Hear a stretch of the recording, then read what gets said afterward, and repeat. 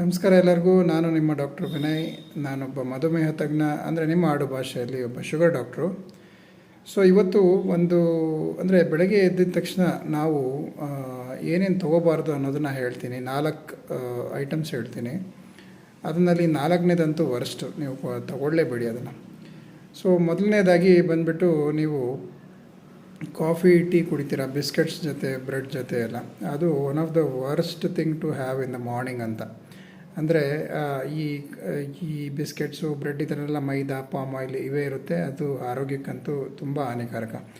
ಎರಡನೇದು, ನೀವು ಕಾಫಿ ಟೀನ ಈ ಸಕ್ಕರೆ ಹಾಕ್ಕೊಂಡು ಕುಡಿತೀರಾ, ಅದನ್ನು ಅವಾಯ್ಡ್ ಮಾಡಿ. ಆದಷ್ಟು ಈ ಶುಗರ್ ಫ್ರೀ ಮಾತ್ರೆಗಳಿರ್ತಲ್ಲ, ಲೈಕ್ ಸ್ಟೀವಿಯಾ ಅದೆಲ್ಲ, ಒಂದು ಹೆಲ್ದಿ ಆಪ್ಷನ್ನು. ಮೂರನೇದು ಬಂದುಬಿಟ್ಟು, ಕೆಲವರು ಈ ಖರ್ಜೂರ ಇರುತ್ತಲ್ಲ ಅದನ್ನು ತಿನ್ನೋ ಅಭ್ಯಾಸ ಮಾಡ್ಕೋತಾರೆ. ಅವ್ರು ಅಂದ್ಕೊತಾರೆ ಅದರಲ್ಲಿ ವಿಟಮಿನ್ಸ್ ಇರುತ್ತೆ, ಮಿನರಲ್ಸ್ ಇರುತ್ತೆ ಅಂತ. ನೋಡಿ, ಖರ್ಜೂರದಲ್ಲಿ 90% ಇರೋದು ಶುಗರೇನೆ.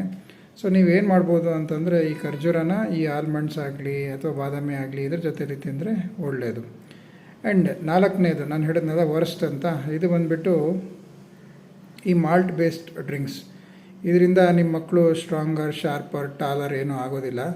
ಸೊ ಅದು one of the worst thing to give ನಿಮ್ಮ ಮಕ್ಕಳಿಗೆ. ಅದನ್ನು one of the worst thing to give in the morning ಅಂತ ಹೇಳ್ತೇನೆ ನಾನು.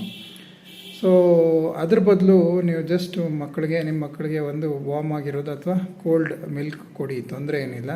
ಅದಕ್ಕೆ ಬೇಕಾದ್ರೆ ನೀವು ಒಂದು ಸ್ವಲ್ಪ ಜೇನುತುಪ್ಪ ಆಗಲಿ, ಒಂದು ಸ್ವಲ್ಪ ಸಕ್ಕರೆ ಹಾಕಿ ಕೊಡಿ. ದಯವಿಟ್ಟು ಈ ಮಾಲ್ಟ್ ಬೇಸ್ಡ್ ಡ್ರಿಂಕ್ಸ್ನಂತೂ ಖಂಡಿತ ಅವಾಯ್ಡ್ ಮಾಡಿ, ನಿಮ್ಮ ಮಕ್ಕಳಿಗೆ ಕೊಡೋಕ್ಕೆ ಹೋಗಬೇಡಿ. ಧನ್ಯವಾದಗಳು.